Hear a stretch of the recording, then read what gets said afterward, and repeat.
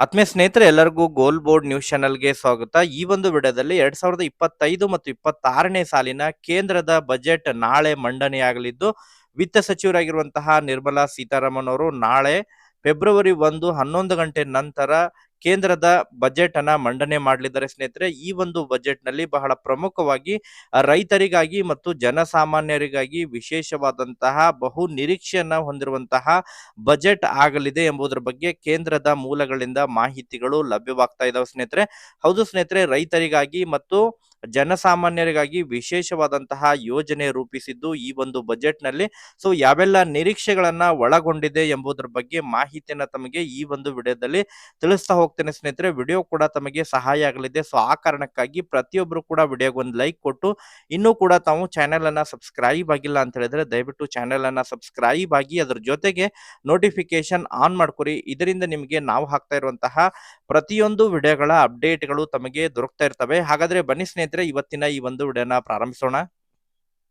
ಹೌದು ಸ್ನೇಹಿತರೆ, 2025 ಮತ್ತು 26ನೇ ಸಾಲಿನ ಕೇಂದ್ರದ ಬಜೆಟ್ ಅನ್ನ ನಾಳೆ ವಿತ್ತ ಸಚಿವರಾಗಿರುವಂತಹ ನಿರ್ಮಲಾ ಸೀತಾರಾಮನ್ ಅವರು ನಾಳೆ 11 ಗಂಟೆ ನಂತರ ಮಂಡಿಸಲಿದ್ದಾರೆ.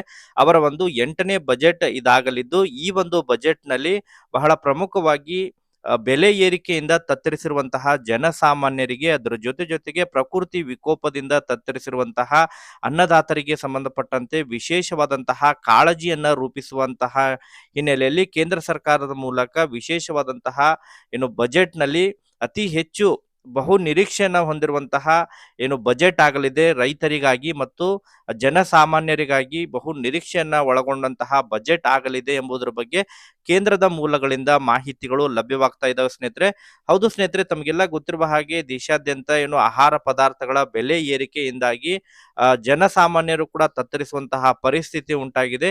ಇದನ್ನೆಲ್ಲವನ್ನು ಕೂಡ ಗಮನಿಸಿರುವಂತಹ ಕೇಂದ್ರ ಸರ್ಕಾರ ಮೂಲಭೂತವಾಗಿ ಆಹಾರ ಪದಾರ್ಥಗಳ ಮೇಲಿನ ಸಬ್ಸಿಡಿ ಮೊತ್ತವನ್ನ 8% ಹೆಚ್ಚಳ ಮಾಡುವಂತಹ ಬಹು ನಿರೀಕ್ಷೆ ಇದೆ ಎಂಬುದರ ಬಗ್ಗೆ ಮಾಹಿತಿಗಳು ಕೇಂದ್ರದ ಮೂಲಗಳಿಂದ ಮಾಹಿತಿಗಳು ಲಭ್ಯವಾಗ್ತಾ ಇದಾವೆ. ಸ್ನೇಹಿತರೆ, ಅದರ ಜೊತೆಗೆ ಜನಸಾಮಾನ್ಯರಿಗೆ ಸಹಾಯವಾಗುವಂತಹ ನಿಟ್ಟಿನಲ್ಲಿ ಬಹು ಅವಶ್ಯಕವಾಗಿ ಬೇಕಾಗುವಂತಹ ಅಡುಗೆ ಅನಿಲಗಳ ಮೇಲಿನ ಸಬ್ಸಿಡಿ ಮೊತ್ತ ಕೂಡ ಹೆಚ್ಚಿಸುವಂತಹ ಬಹು ನಿರೀಕ್ಷೆ ಇದೆ ಅಂತ ಹೇಳಿದ್ರೆ, ಗ್ಯಾಸ್ ಸಿಲಿಂಡರ್ ಮೌಲ್ಯವನ್ನ ಕೂಡ ಕಡಿಮೆಗೊಳಿಸುವಂತಹ ಬಹು ನಿರೀಕ್ಷೆ ಇದೆ ಎಂಬುದರ ಬಗ್ಗೆ ಮಾಹಿತಿಗಳು ಲಭ್ಯವಾಗ್ತಾ ಇದಾವೆ. ಸ್ನೇಹಿತರೆ, ಅದರ ಜೊತೆಗೆ ವಿಶೇಷವಾಗಿ ರೈತರಿಗೆ ಬೇಕಾಗುವಂತಹ ರಸಗೊಬ್ಬರಗಳ ಮೇಲಿನ ಸಬ್ಸಿಡಿ ಮೊತ್ತವನ್ನ 8% 10% ವರೆಗೆ ಹೆಚ್ಚಿಸುವಂತಹ ನಿರೀಕ್ಷೆ ಇದ್ದು, ಇದರಿಂದ ಕಡಿಮೆ ಬೆಲೆಗಳಲ್ಲಿ ರಸಗೊಬ್ಬರಗಳು ದೊರಕುವಂತಹ ಬಹು ನಿರೀಕ್ಷೆ ಇದೆ. ಸ್ನೇಹಿತರೆ, ಸೊ ಅದ್ರ ಜೊತೆಗೆ ಈಗಾಗಲೇ ಕೇಂದ್ರಕ್ಕೆ ರಾಜ್ಯದ ಅನೇಕ ರೈತಪರ ಸಂಘಟನೆಗಳು ಈಗಾಗಲೇ ಮನವಿಯನ್ನ ಕೂಡ ಸಲ್ಲಿಸಿದ್ದಾರೆ. ಅದ್ರ ಜೊತೆಗೆ ಕೇಂದ್ರದ ಮಂತ್ರಿಯಾಗಿರುವಂತಹ ಕುಮಾರಸ್ವಾಮಿ ಅವರಿಗೂ ಕೂಡ ಈಗಾಗಲೇ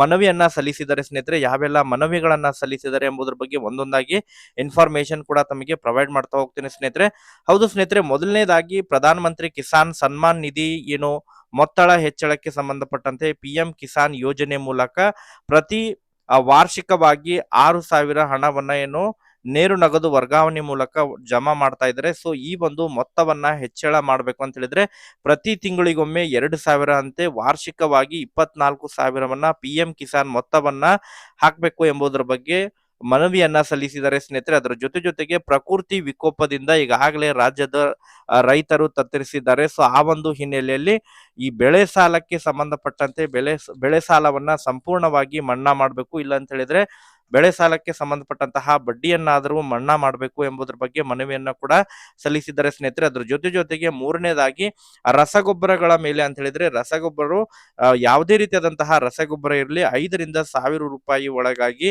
ಎಲ್ಲ ರೀತಿಯಾದಂತಹ ರಸಗೊಬ್ಬರಗಳು ದೊರಕುವಂತಹ ವ್ಯವಸ್ಥೆಯನ್ನ ಮಾಡಬೇಕು ಎಂಬುದರ ಬಗ್ಗೆ ಮನವಿಯನ್ನ ಸಲ್ಲಿಸಿದ್ದಾರೆ. ಸ್ನೇಹಿತರೆ, ಅದರ ಜೊತೆಗೆ ವಿಶೇಷವಾಗಿ ಮಂಡ್ಯ ಜಿಲ್ಲೆಯ ಕಬ್ಬು ಬೆಳೆಗಾರರಿಗೆ ಸಂಬಂಧಪಟ್ಟಂತಹ ವಿಶೇಷವಾದಂತಹ ಮನವಿಯನ್ನ ಸಲ್ಲಿಸಿದ್ದಾರೆ.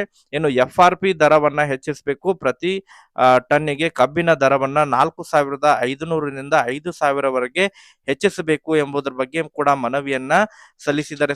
ಸ್ನೇಹಿತರೆ, ಅದರ ಜೊತೆಗೆ ರೈತರು ಬೆಳೆದಂತಹ ವಿವಿಧ ಬೆಳೆಗಳಿಗೆ ಕನಿಷ್ಠ ಬೆಂಬಲ ಬೆಲೆಯನ್ನ ಘೋಷಣೆ ಮಾಡಬೇಕು, ಇದರಿಂದ ರೈತರಿಗೆ ಸಹಾಯ ಆಗಲಿದೆ ಎಂಬುದರ ಬಗ್ಗೆ ಮನವಿಯನ್ನ ಕೂಡ ಸಲ್ಲಿಸಿದರೆ. ಸ್ನೇಹಿತರೆ, ಒಟ್ಟಾರೆಯಾಗಿ ಈ ಒಂದು ಕೇಂದ್ರ ಬಜೆಟ್ ನಲ್ಲಿ ಆ ರಾಜ್ಯದ ರೈತರಿಗಾಗಿರ್ಬೋದು, ಕೇಂದ್ರದ ರೈತರಿಗೆ ಬಹು ನಿರೀಕ್ಷೆಯನ್ನ ಒಳಗೊಂಡಂತಹ ಬಜೆಟ್ ಆಗಲಿದೆ ಎಂಬುದರ ಬಗ್ಗೆ ಕೇಂದ್ರದ ಮೂಲಗಳ ಮೂಲಕ ಮಾಹಿತಿಗಳು ಲಭ್ಯವಾಗ್ತಾ ಇದಾವೆ ಸ್ನೇಹಿತರೆ. ಸೊ ರಸಗೊಬ್ಬರಗಳ ಮೇಲಾಗಿರ್ಬೋದು, ಅದ್ರ ಜೊತೆಗೆ FRP ಬೆಲೆಗೆ ಸಂಬಂಧಪಟ್ಟಂತೆ ಕಬ್ಬು ಬೆಳೆಗಾರರಿಗೆ, ಅದ್ರ ಜೊತೆಗೆ PM ಕಿಸಾನ್ ಮೊತ್ತ ಹೆಚ್ಚಳಕ್ಕೆ ಸಂಬಂಧಪಟ್ಟಂತೆ ಮತ್ತು ಸಾಲ ಮನ್ನಾಕ್ಕೆ ಸಂಬಂಧಪಟ್ಟಂತಹ ಬಹು ನಿರೀಕ್ಷೆಯನ್ನ ಒಳಗೊಂಡಿರುವಂತಹ ಬಜೆಟ್ ಆಗಲಿದೆ ಎಂಬುದರ ಬಗ್ಗೆ ಮಾಹಿತಿಗಳು ಕೇಳಿಬರ್ತಾ ಇದಾವೆ. ಸೊ ಒಟ್ಟಾರೆಯಾಗಿ ಇದಕ್ಕೆ ಸಂಬಂಧಪಟ್ಟಂತೆ ನಾಳೆ ನಿಖರವಾಗಿ ಮಾಹಿತಿ ಕೂಡ ಬಜೆಟ್ ನಲ್ಲಿ ಗೊತ್ತಾಗಲಿದೆ ಸ್ನೇಹಿತರೆ.